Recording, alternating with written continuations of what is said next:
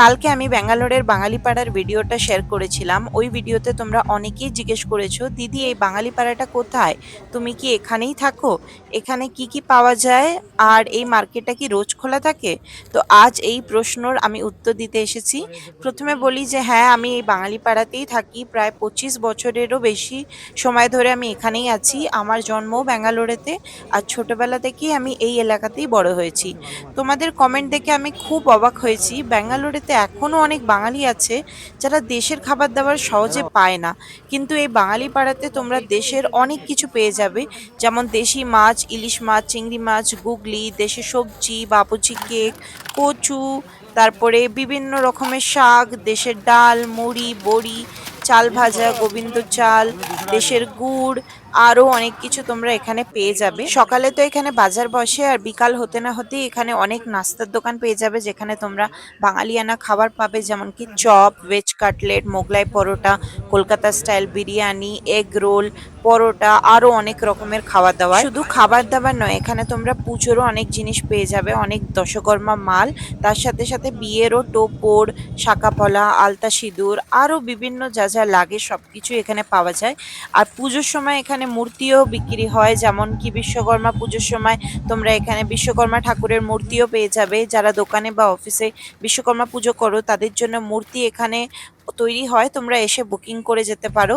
আর তোমরা যদি চাও তাহলে আমি আলাদা করে একটা ভিডিও শেয়ার করব, যেখানে দেখাবো যে বিশ্বকর্মা ঠাকুর কোথায় পাওয়া যায়, কোথায় তৈরি হয়, বুকিং কিভাবে করতে হয়, আর দাম কত পড়বে। এই ডিটেলস জানতে চাইলে কমেন্ট করে জানিও। আর তোমরা যদি এক্স্যাক্ট গুগল ম্যাপের লোকেশন চাও তাহলে আমার প্রোফাইলটাকে অবশ্যই ফলো করে দিও। ফলো না করলে আমি তোমাদেরকে মেসেজ করতে পারছি না লোকেশনটা, তাই আগে ফলো করো, তারপর কমেন্টে লোকেশন লিখো, আমি তোমাদেরকে এক্স্যাক্ট গুগল ম্যাপসের লিঙ্ক পাঠিয়ে দেবো। আর এমনই বাঙালিপাড়ার অনেক ভিডিওস আমার প্রোফাইলে আছে, তোমরা চাইলে চেক করতে পারো। কালকে ব্যাঙ্গালোরের বাঙালিপাড়ার ভিডিওটা দেখে আমাকে অনেকেই জিজ্ঞেস করেছো যে দিদি এখানে বাঙালিপাড়াতে কি শুধু বাজারঘাট আর খাওয়া দাওয়া করতেই যাওয়া হয়, নাকি এখানে রোজকার জীবনে বাঙালি কালচারও আছে?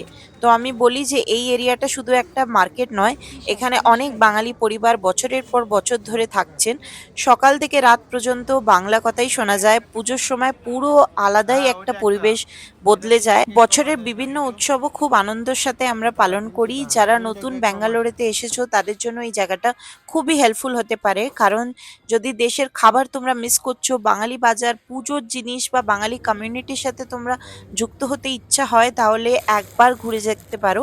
এখানে শুধু বাঙালি মার্কেট না, এই এরিয়াতে অনেক অনেক আছে সোনার দোকানও। আমাদের এই এরিয়াটাকে গোল্ড মার্কেটও বলা হয়, কারণ এখানে অনেক সোনার কারিগর আছে যারা সোনার কাজ করে। আর এখানে বাঙালিদের পুজোর সাথে উৎসবও অনেক ধুমধাম করে পালন করা হয়। এখানে হয় দুর্গা পুজো, কালী পুজো, আরো অনেক রকমের পুজো হয়। আর তার সাথে সাথে তোমরা এখানে পুজোর জন্য ঠাকুরের মূর্তিও পেয়ে যাবে, যেমন কি বিশ্বকর্মা মূর্তি, লক্ষ্মী ঠাকুরের মূর্তি, তারপরে গণেশের মূর্তি, আরো অনেক রকমের মূর্তি তোমরা এখান থেকে পেয়ে যাবে, বুকিং করে নিতে পারো। তো আমি ভাবছি পরের কয়েকটা ভিডিওতে এই এরিয়ার বিভিন্ন দোকান, মার্কেট, পুজোর প্রস্তুতি আর লোকাল বাঙালি বিজনেসগুলো তোমাদের সাথে শেয়ার করব। তোমরা আর কি কি দেখতে চাও কমেন্ট করে জানিও। আর লোকেশনটার জন্য আমার পেজটাকে ফলো করে দিতে হবে, দেন লোকেশন কমেন্ট করতে হবে, তাহলেই আমি তোমাদেরকে মেসেজ করে লোকেশনটা সেন্ড করে দিতে পারবো।